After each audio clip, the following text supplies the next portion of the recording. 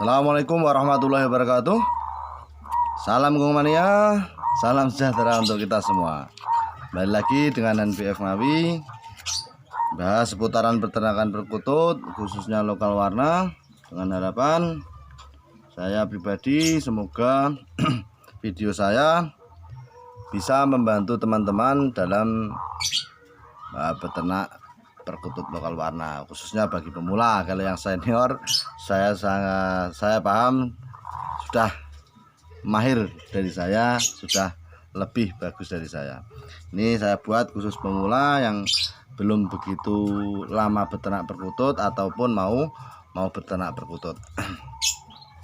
Untuk pemula yang sering ditanyakan ke saya itu masalah pembuatan kandang. Nah, pembuatan kandang bagaimana?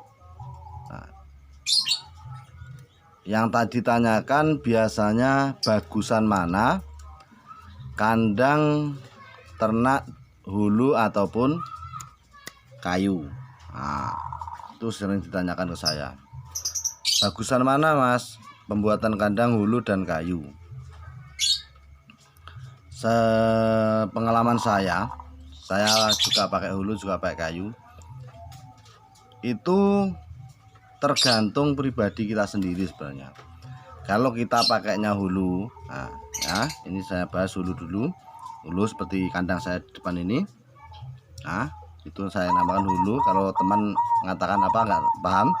Nah, di sini kalau kita pakai hulu, penempatan sarang itu jangan mepet ke hulu.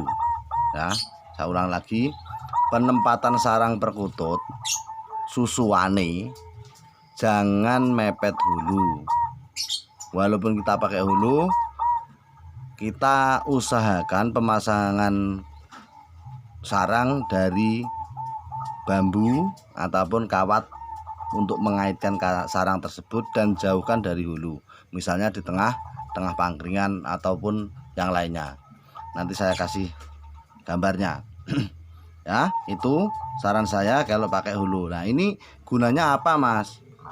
Gunanya kalau sarang itu jauh dari hulu untuk menghindari radiasi panas dari hulu tersebut, ya. Karena kandang yang pakai hulu kalau musim kemarau tiba, itu radiasi panas sangat kuat di hulu tersebut. Nah, untuk mengantisipasi itu nyampe ke sarang, maka saya tekankan jangan kasih sarang kutut ke dekat hulu, ya. Jangan dikasih sarang dekat dulu, kasih saja di tengah, ataupun kalau dekat dulu agak nyamping dikasih sekat. Nah, di pas hulunya itu dikasih sekat, entah gasibot ataupun triplek. Itu yang saya pakai. Ya, intinya buat menangkal radiasi panas dari hulu tersebut. Nah, itu kalau radiasi panas tersebut sangat kuat, sedangkan sarang kita itu mendekatan hulu, itu sangat berbahaya. Salah satunya dapat menyebabkan telur perkutut tersebut zong ataupun mati embrio karena panasan. Akhirnya ya itu lagi, indukan embrionya mati di dalam, ataupun karena radiasi panas indukannya malas untuk ngengkrami telurnya.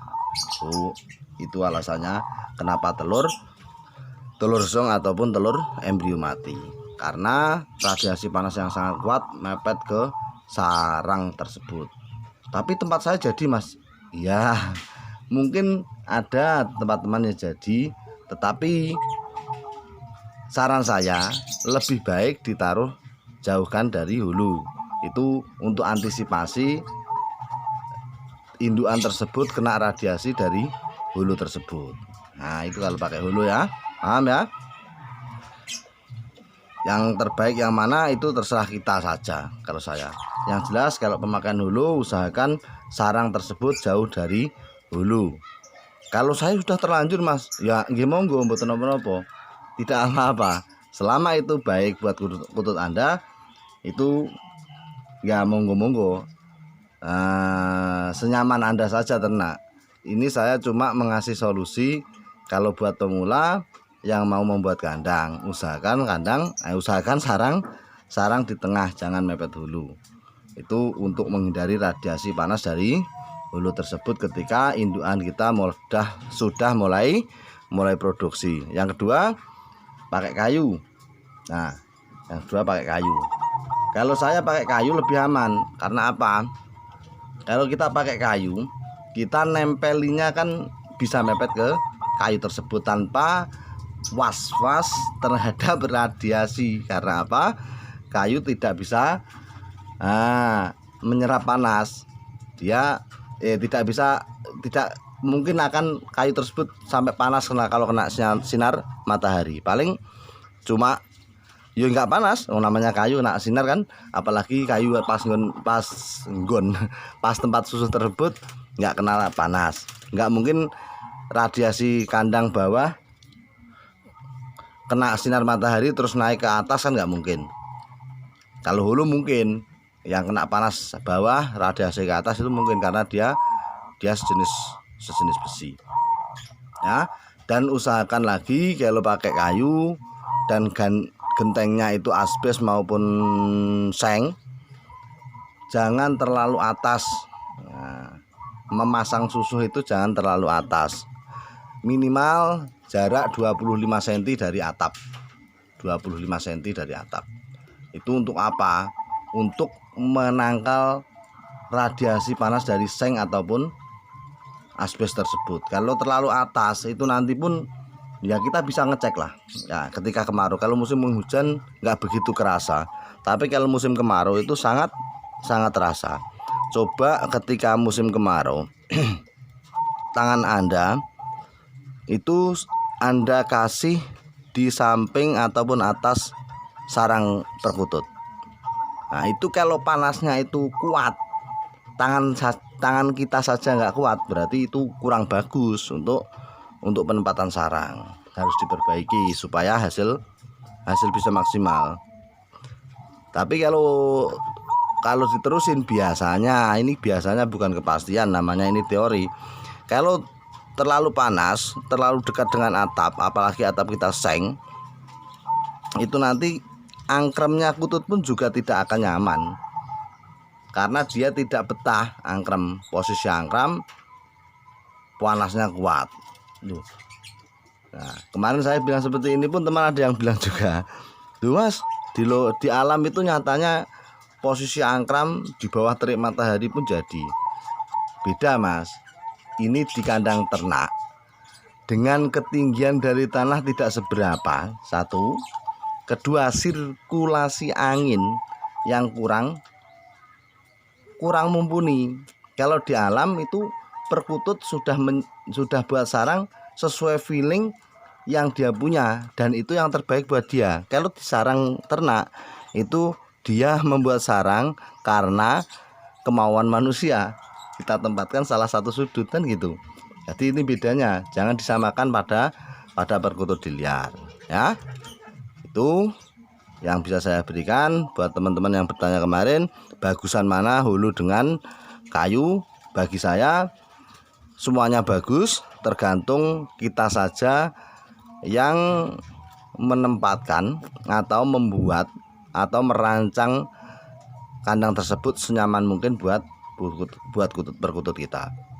Ya intinya kalau pakai hulu seperti itu tadi, kalau pakai kayu penempatan sarang seperti itu tadi. Intinya apa?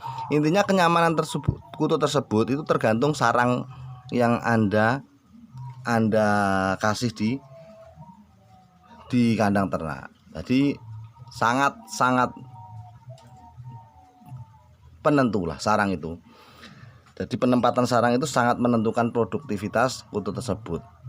Itu bagi saya dan pengalaman pribadi saya. Jadi kalau ada teman yang punya ide lain dan masukan lain dan cara lain, monggo.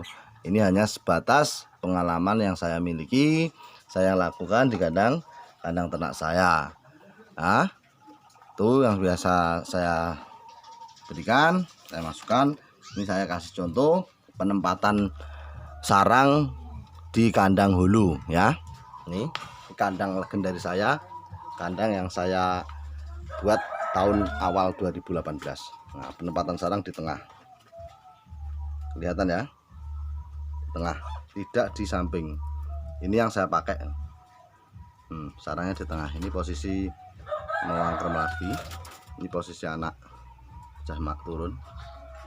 Nah, paham ya? Jadi posisi sarang usahakan di tengah, jangan di dekat hulu untuk menghindari radiasi panas hulu tersebut. Sekian trik dari saya. Dari pertanyaan teman-teman, bagusan mana kandang hulu dan kayu, itu semua tergantung tergantung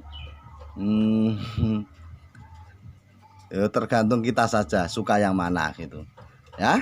Jadi nggak usah dipermasalahkan, yang penting penempatan sarang, perawatan yang bagus, posisi kandang yang strategis dengan sinar matahari yang bagus seperti ini, insya Allah semua akan berjalan dengan baik ya. Itu saja.